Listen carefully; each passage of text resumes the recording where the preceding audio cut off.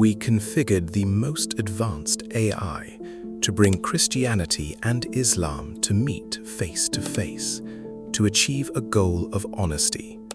Tell the truth, the whole truth, even the parts your faith has spent centuries trying to bury. And it starts right. I want to begin with what Christianity actually is, because it is the most misunderstood faith in human history by the people who claim to practice it and by the people who attack it. Christianity is not the Crusades, it is not the Inquisition, it is not colonialism. Those are things men did while wearing the cross, and there is a profound difference between the message of Christ and what empires chose to do with it. The message of Christ is this: love your enemy, feed the hungry, heal the sick. The last shall be first. Every human soul, regardless of birth, status, gender, or crime, carries infinite and irreducible worth. That idea that every person matters was not common in the ancient world. It was radical, it was revolutionary, and it became the philosophical foundation of every hospital ever built, every human rights declaration ever written, every movement that said the powerful cannot do whatever they want to the weak. The first hospitals in human history were built by Christians in the 4th century. The abolition of slavery in the Western world was led by Christians. The concept of universal human dignity traces directly to Christian theology. Before you judge Christianity by its worst moments, judge it by the world it built when it was followed honestly, and then tell me what the alternative produced. I want to match that honesty with honesty of my own. Islam is not terrorism. It is not oppression. It is not the Taliban or ISIS. Those are what happens when political violence hijacks the name of God, as it has hijacked every faith, including Christianity. Islam is the Arabic word for submission. Not submission to a man, not submission to an empire, but submission to the one God who created every human being equal before him. No priest required, no intermediary, no church that owns your soul. You and God directly. And I want to say something that Christianity rarely acknowledges. When the Christian world was burning books and calling science heresy, the Islamic Golden Age was preserving and advancing human knowledge. From 800 to 1200 CE, Islamic scholars preserved Greek philosophy, invented algebra, developed the foundations of modern medicine, astronomy, and chemistry. The numbers you use every day, Arabic numerals, came from the Islamic world to yours. The hospital system the Cross claims, the world's first fully staffed hospital with trained physicians, pharmacies, and specialized wards, was built in Baghdad in 05 CE under the Islamic Abbasid Caliphate. Before we debate which faith saved humanity, let us be precise about what each faith actually built when it had the power to build. I am going to do something that takes genuine courage. I am going to name what Christianity has done wrong. Not what was done in its name by corrupt men, but where the institutional church failed the message of Christ so profoundly that history cannot look away from it. The Crusades, the Inquisition, the transatlantic slave trade blessed from Catholic pulpits, the residential schools that took indigenous children from their families, the silence of the Vatican during the Holocaust. These happened. They were atrocities, and any honest Christian must hold them. But here is what I will also say. Christianity contains within itself the mechanism for its own correction. The abolitionists who ended slavery, they were Christians, quoting Christ, against Christians, quoting Paul. The faith held the tool to dismantle its own corruption, and eventually, slowly, painfully, it did. The abolitionist movement, led by William Wilberforce, a Christian. The civil rights movement, led by black churches.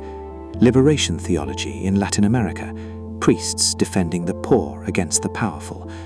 All Christian, all using the teachings of Christ to correct the crimes done in Christ's name. Can Islam say the same? Can it name its violence with the same honesty and show me the internal mechanism that corrects it? Yes, and I will do it without being asked twice. The conquest of Mecca, the early Caliphate wars, the Ottoman massacres of Armenians carried out by men who called themselves Muslim, the modern atrocities of groups that claim the Quran while violating every principle within it. I name them, I hold them, they are real.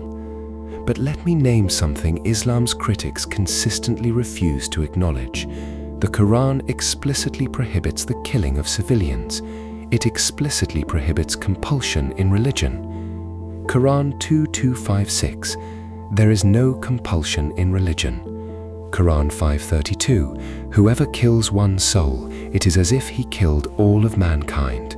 And whoever saves one soul, it is as if he saved all of mankind.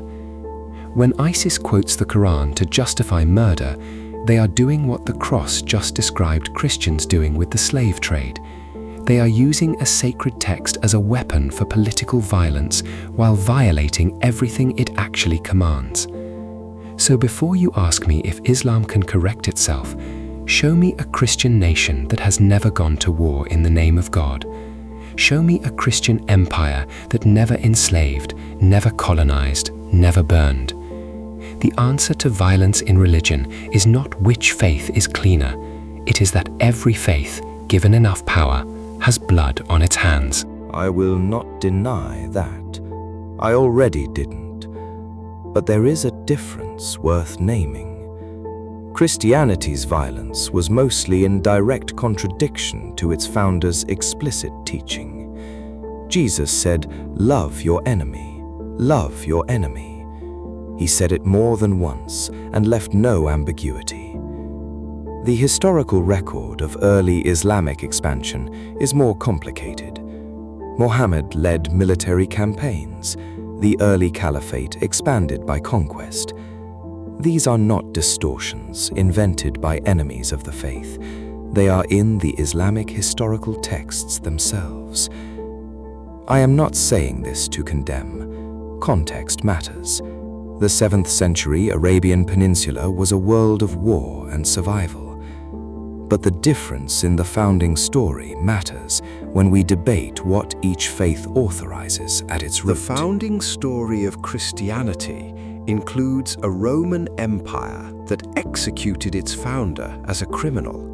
And within 300 years, that same empire had adopted Christianity and used it to build an imperial power that crusaded, colonized, and dominated the world for 15 centuries. If we are judging by what each faith became when it held power, that history does not favor the cross. Constantine's adoption of Christianity was the greatest betrayal of Christ's teaching in history. Christ taught from the margins. He washed feet. He ate with outcasts. The moment Christianity became an empire's religion, it began betraying its own founder. That is not a defense of what followed. It is a confession. And that confession, that willingness to say our institution betrayed our founder, is itself part of the Christian tradition. Augustine, Luther, Bonhoeffer, dying in a Nazi prison for opposing a church that had made peace with Hitler. The faith has always contained people willing to call the institution back to the man. Does Islam have that same tradition of internal dissent? Al-Ghazali, Ibn Rushd, Rumi, Averroes, scholars who reshaped Islamic thought from within, who challenged political Islam, who separated the spiritual from the imperial. In the modern era, Malala Yousafzai stood in front of the Taliban with a book and said, "You do not represent my faith." She was shot in the head by men claiming Islam. She survived. She won the Nobel Peace Prize, and she did it carrying the Quran, not abandoning it. Internal dissent in Islam has always existed. It has always been dangerous, and it has always continued. The cross should ask itself, before it demands dissent from Islam, whether the Christian institutions that silenced Galileo, burned Giordano Bruno, and funded colonial genocide were themselves examples of internal correction, or examples of what happens when a faith stops listening to its own critics. Let me build on what I opened with, because this is the argument that Christianity has never adequately answered. In 1010 CE, when Europe was in what historians call the Dark Ages, Islamic scholars in Baghdad, Cairo, and Cordoba were running universities, translating Aristotle, mapping the stars, and performing surgical operations that European medicine would not match for 400 years. Al-Zahrawi, the father of modern surgery, Ibn Sina, whose medical canon was the standard European medical text for 600 years, Al-Khwarizmi, the man who invented algebra, Al-Biruni, who calculated the circumference of the Earth with 99% accuracy in 1000 CE. These men were not secular scientists who happened to be Muslim. They were devout scholars who believed their faith commanded them to seek knowledge. The Quran says, "Read, in the name of your Lord who created." The very first word of revelation, not pray, not submit, read. That is not a coincidence. That is a theology that treats the pursuit of knowledge as an act of worship. While the Christian church was burning manuscripts and executing astronomers, Islamic civilization was the light that preserved the knowledge the world runs on today. The Islamic Golden Age is real.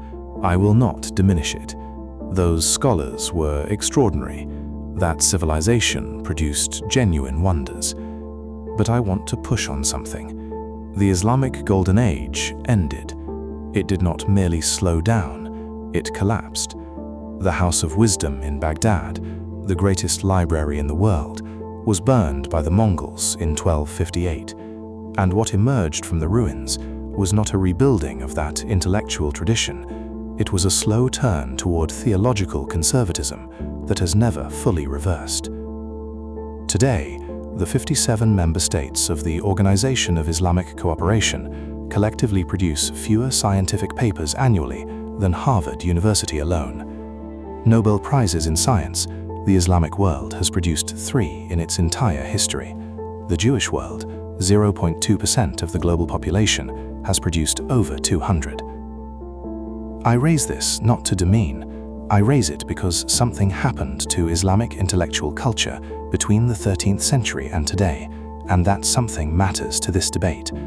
The question is whether it was the Mongols, or colonialism, or whether something within the theology itself eventually constrained the curiosity it once unleashed. You just described a civilization that was invaded, burned, colonized by European Christian empires for 5 centuries, and then asked why it isn't producing Nobel Prizes.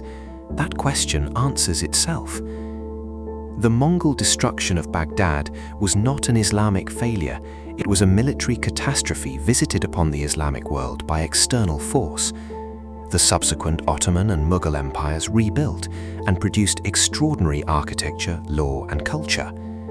And then, European colonialism. The French in Algeria, the British in Egypt, India, Sudan, the Dutch in Indonesia.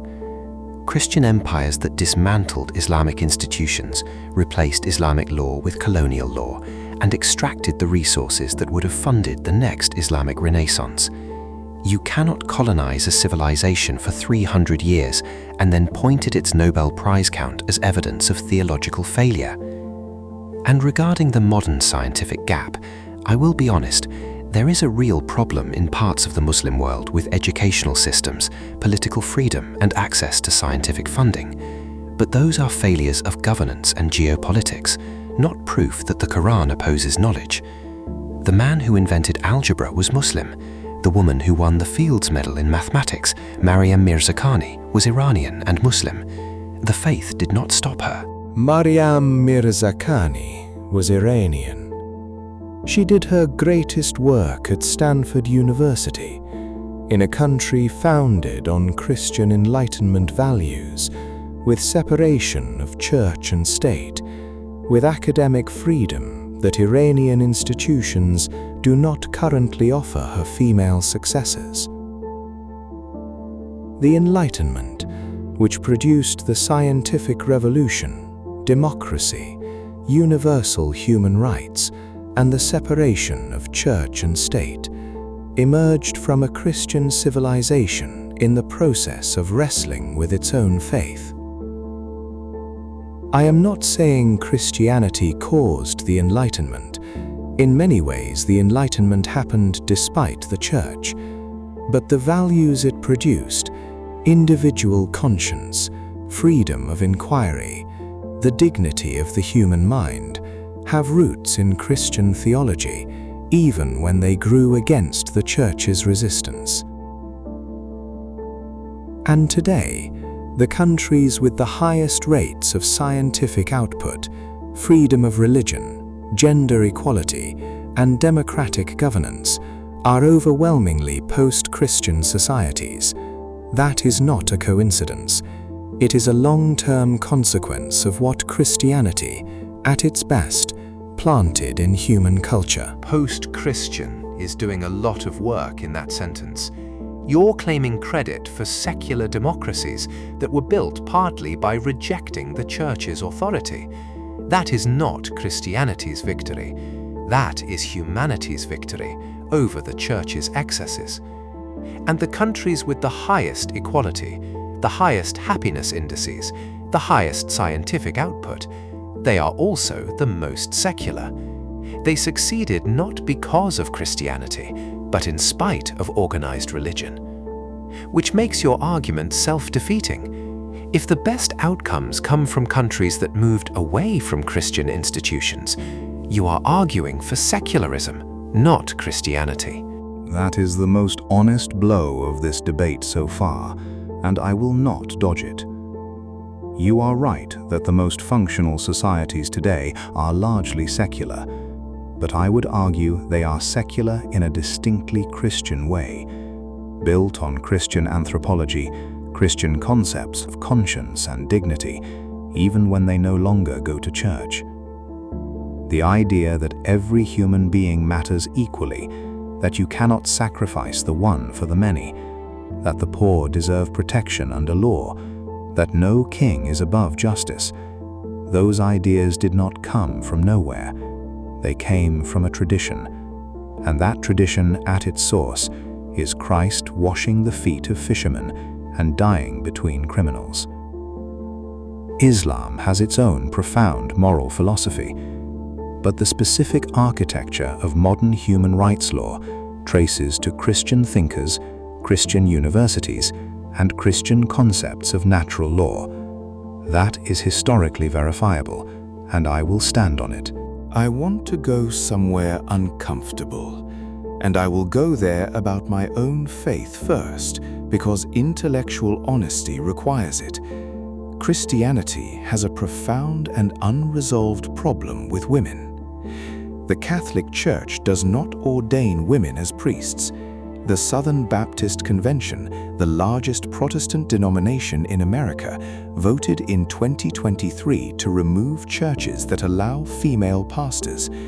For centuries, Christian theology used the story of Eve to argue that women were the source of sin, required male authority, and were spiritually secondary. That is not the teaching of Christ. Christ had women disciples. The first witnesses to the resurrection, the most important event in Christian theology, were women. In a culture where women's testimony had no legal value, God chose women to carry the most important news in human history. That was deliberate. So Christianity has a gap between its founder and its institutions on the question of women, a gap it is still closing. But I have to name what is undeniable. The countries where women have the most freedom, the most legal protection, the most educational access, and the most political representation, they are majority Christian or post-Christian societies. And the countries where women face the most legal restriction honor killings, inability to travel without male permission, forced covering, limited education access, they are disproportionately majority Muslim societies. I name that not to condemn Islam's theology, but to ask the question honestly. I will take that question seriously. It deserves it. First, the theology. Islam gave women rights in the 7th century that Christian Europe did not give women until the 19th and 20th. Islamic law in 622 CE, women could own property, inherit, initiate divorce, keep their earnings, and were legally protected from being forced into marriage. In England, women could not own property independently until the Married Women's Property Act of 1882. In France, women needed their husband's permission to open a bank account until 1965. The hijab, which the cross implies is oppression, was introduced as a protection for women's dignity in a society where women were treated as property. Context matters. And the women who choose to wear it today, freely as an act of faith, their choice deserves the same respect as the woman who chooses not to. Now, the honest part. The legal restrictions on women in certain Muslim-majority countries today, Saudi Arabia's guardianship system, Afghanistan's ban on girls' education, Iran's enforcement of dress codes with violence, these are human political systems that have weaponized religion. They are not Quranic commandments. Quran 33:35 explicitly lists believing men and believing women as equal before God in every spiritual measure. The Prophet's first wife, Khadijah, was a successful businesswoman who proposed to him. His wife Aisha was one of the most important scholars of early Islam, whose hadith shaped Islamic jurisprudence for 1400 years. The oppression of women in some Muslim-majority countries today is a political and cultural failure, not a theological mandate. The oppression of women in Christian history, the witch trials, the denial of education, the theological arguments for wifely submission, were those also political and cultural failures, rather than theological mandates? Because you cannot apply one standard to your own history and a different one to ours. Exactly, yes. That is precisely my point. Both faiths have been used to oppress women by patriarchal systems that claimed divine authority. Both. And both faiths, at their theological core, say something different about women's worth than what those systems practiced. So the question is not which faith oppressed women more. The question is which faith, in its actual text and its actual founding, contains the seeds of women's liberation, and which seeds were buried fastest by the men who took control. On that question, I would argue neither faith is clean. But I would also argue that the Quran, read without the filter of patriarchal tradition, is more egalitarian on gender than the letters of Paul that shaped a millennium of Christian gender theology. And that is a debate I am willing to have, chapter by chapter, verse by verse, whenever the cross is ready. I will say this, that challenge, chapter by chapter, verse by verse, is one I do not refuse. But I want to name something that this entire debate has been circling without landing on directly. Both of our faiths claim to be the final word. Christianity says Christ is the Son of God and the only path to salvation. Islam says Muhammad is the seal of the prophets, and the Quran is God's final and complete revelation. These are not compatible claims. They cannot both be fully true. One of them, or possibly both, contains an error at its most fundamental level. That is the question neither faith is willing to sit inside, and it is the most important question on earth. You are right. We cannot both be entirely right. The Christian claim that God had a son. Islam considers this the most serious theological error a human being can make. The Islamic claim that the Bible has been corrupted. Christianity considers this an assault on the foundation of its faith. These are irreconcilable positions. And yet, 3.8 billion people holding these irreconcilable positions have also built universities together, healed each other in hospitals, buried each other's dead with dignity, and in certain extraordinary moments loved each other across the divide. So the question is not whether our theologies are compatible. They are not. The question is whether human beings can carry an irreconcilable disagreement about God and still choose not to make it a war. History says the answer is sometimes yes, and sometimes the most catastrophic no. I want to end where I began, with honesty. Christianity has done extraordinary good in this world, and Christianity has done extraordinary evil. Both are true. Both must be held. The hospitals, the abolition movements, the art, the universities, the idea, radical in every century it has ever been spoken, that the person at the bottom of society matters as much as the person at the top. And the Crusades, the Inquisition, the slave ships blessed by priests, the silence that enabled genocide. These two. What I believe, what I hold after this debate, is that the teaching of Christ himself remains the most radical moral vision ever placed before humanity. Love your enemy. Not tolerate, not manage, love. No political system has ever fully achieved it. No church has ever fully practiced it. But the demand itself, the impossibility of it, is what has kept humanity reaching for something it has never quite been able to become. Did Christianity save humanity? It saved parts of it. It damaged other parts. The saving and the damaging were often done by the same hands, in the same century, sometimes in the same building. And I believe, in the end, that the God who inspired it is still waiting for his followers to actually try it. That waiting is the most heartbreaking thing in human history. In the name of God, the most gracious, the most merciful. I end there because that is how every chapter of the Quran begins. Not with power, not with conquest, with mercy. Islam has done extraordinary good in this world, and Islam has been used to do extraordinary evil. Both are true. I held them tonight without flinching because my faith is strong enough to survive honest accounting.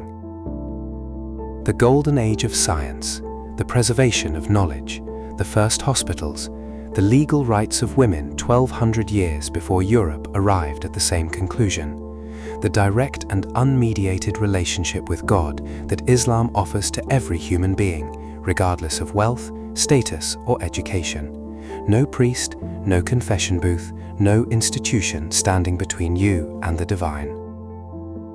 And the violence. The political Islam that has hijacked the faith's name, the governments that oppress their own people while quoting the Quran, these two.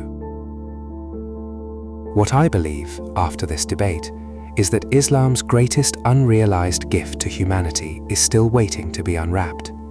A faith of 1.9 billion people, more young people converting to Islam today than to any other faith on earth. A theology of radical equality before God, of justice, of the obligation of the strong to protect the weak. If that faith is ever fully practiced, not by empires, not by political movements, not by men using God's name for their own power, but by the 1.9 billion individuals who wake up every morning and say there is no God but God, the world has not yet seen what Islam actually is.